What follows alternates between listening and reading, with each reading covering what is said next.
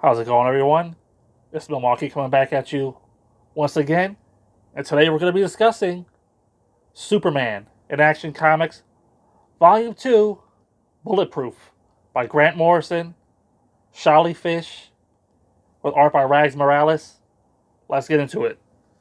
President Superman from a parallel Earth takes on the curse of Superman.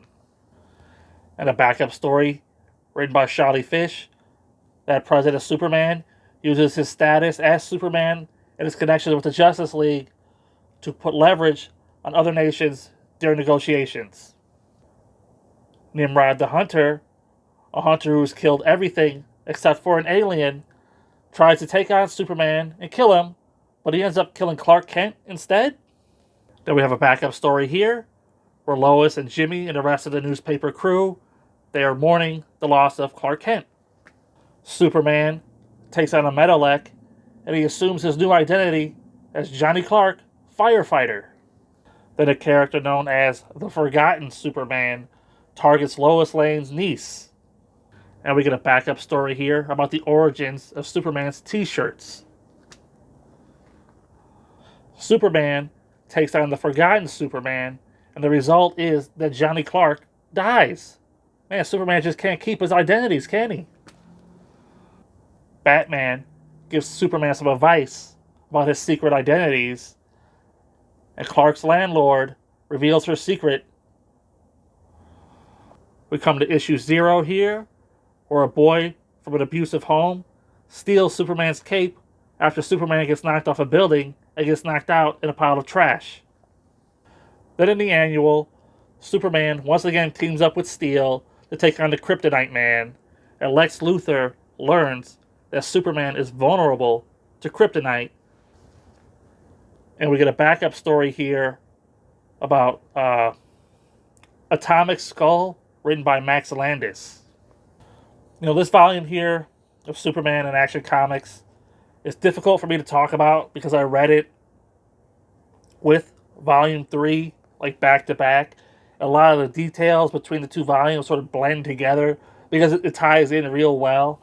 You think a lot of the random stuff that goes on here in Volume 2, you think it's just random, like it's just Grant Morrison being Grant Morrison. But no, it's all significant. Take, for example, that issue where Superman gets his cape stolen. It comes back in Volume 3 in a way you're like, oh, of course. We get the debut of the Metalex here. You think, oh, it's just a throwaway villain, some generic action scenes for Superman.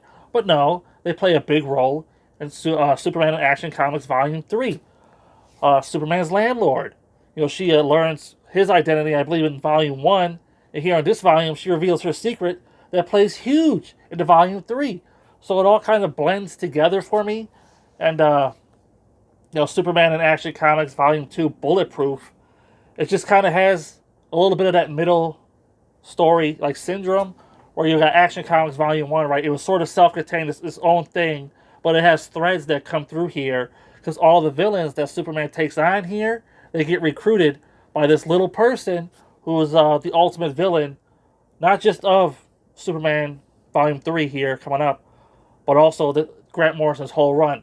You see it all from the first issue. It all comes together so well that this volume is kind of like a transition volume. It's just throwing stuff at the wall. You think it's random, but everything has a purpose, from the backup stories to just like the random villains here and there that Superman beats in like a page.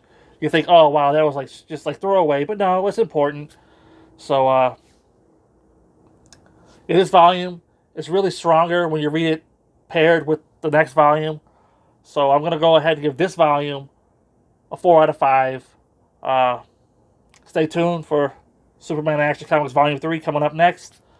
But yeah, we get a lot of major payoffs there. It really ties Grant's run together.